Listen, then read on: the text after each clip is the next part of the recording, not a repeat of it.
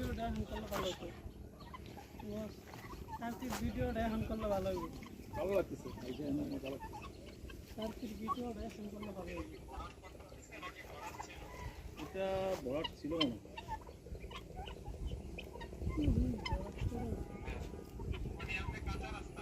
কাঁচা রাস্তা মানে পাকা রাস্তা, পাকাই মোটামুটি কাছাকাছি পুরোটাই পাকা, অল্প একটু খালি 100 গজ। ওই যে এখন আসছে যে মনে হয় হয়ে যাবে 1-2 সপ্তাহের মধ্যে আশা করি কাজ হয়ে যাবে।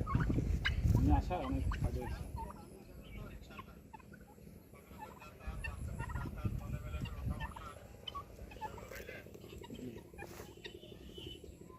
হয়ে যাবে ইনশাআল্লাহ, আল্লাহ পাক সহজ করে দিবে।